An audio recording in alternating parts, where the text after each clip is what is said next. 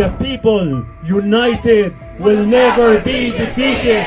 The people united will never be defeated.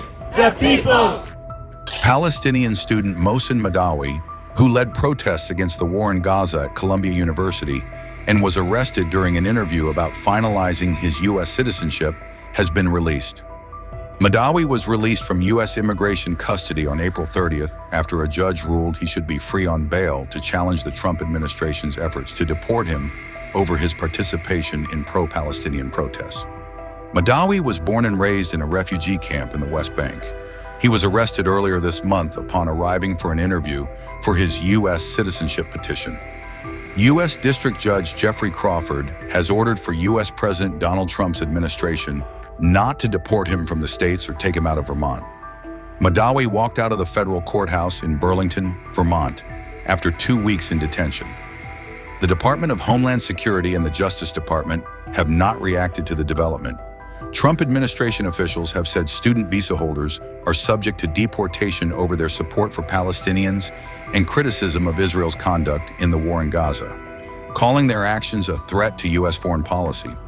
You know, and one last point I want to make, Mr. President, and again, it's under your leadership, it's actually under your executive order. If you come to this country as a student, we expect you to go to class and study and get a degree.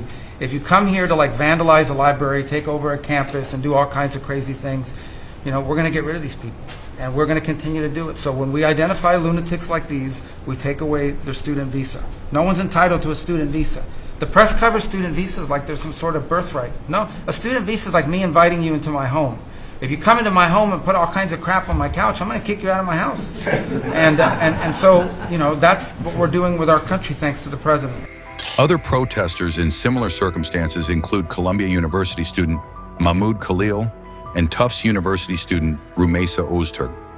Both Khalil and Ozturk remain in custody and have not been charged with any crimes. For my people.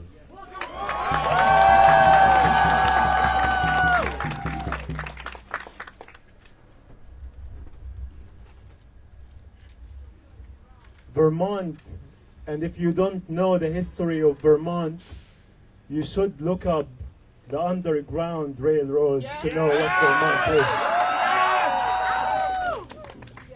If you don't know Vermont, you need to search the history of the civil rights movement and the anti-Vietnam War to understand what Vermont is. In Vermont, we have the people and the representatives, Democrats and Republicans, spiritual people and intellectual people all come together to say, the people united will never be defeated. The people united will never be defeated. The people united will never be defeated. The people united will never be defeated. And from this place, in front of this court, me standing here in front of you, me standing here with you, among you, sends a clear message. It sends a message that is loud and clear, not only to the Vermonters, but to the rest of America. And the message is, we the people will hold the Constitution accountable for the principles and values that we believe in.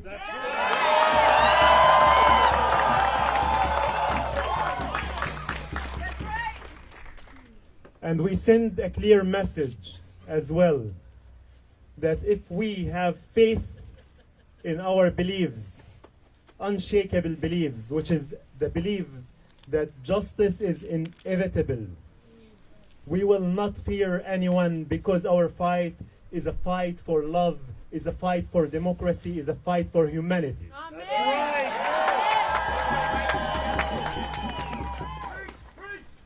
And I am saying it clear and loud. Yes. To President Trump and his cabinet. Yes. I am not afraid of you.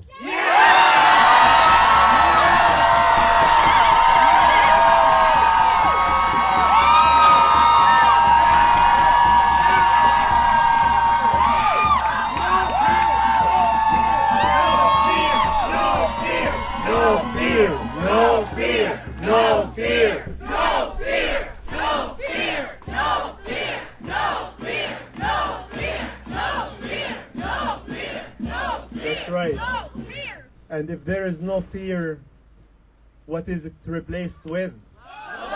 Love. Love is our way. Yes, love. Yes, love. Yes, love. Yes, love. Now, what is happening now is a light of hope. Justice Crawford, who ruled to release me against all of the heinous accusations, horrible attacks, chills of speech, First Amendment violations, he has made a very brave decision to let me out, and this is what justice is. And for anybody who's doubting justice, this is a light of hope, a hope and faith in the justice system in America.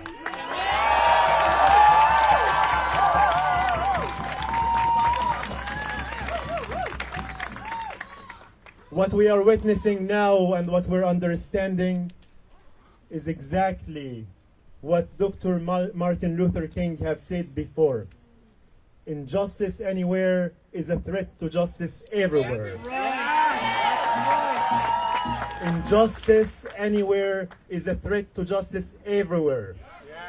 And the injustice that we are experiencing here in America and the injustice that my Palestinian people are experiencing in Gaza and in the West Bank are interconnected.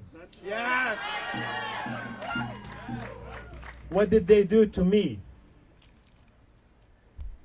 What did they do to me? They arrested me. What's the reason? Because I raised my voice and I said no to war, yes to peace. Because I said enough is enough. Killing more than 50,000 Palestinians is more than enough. Enough! Enough! Enough! Enough! Enough! Enough! Enough! Enough! Enough! Destroying a whole population. 2/3 of the 50,000 are children and women. Witnessing a genocide unfolding in front of our eyes. They wanted us to be silent, to continue to be silent. They wanted us to not be humans. Shame on them. Shame! Shame! Shame! Shame! The fight for Palestine continues. Continue! And the freedom and justice will prevail. That's right! And what we are witnessing now, we are witnessing that the fight for justice in America, which means a true democracy, and the fight for justice for Palestinians, which means a full liberation, are interconnected, because no one of us is free unless we all are free. That's right. Free Palestine! Free, free Palestine! Free, free Palestine! Free, free Palestine! So my last message for you is never give up on the idea that justice will prevail and that we have to come together to bring our voices and our hearts and raise them, not only for America, not only for this system of democracy that has checks and balances, and this court is part of it, but also for our humanity. We have to restore and reform the international order and abide by international law as a first step towards justice.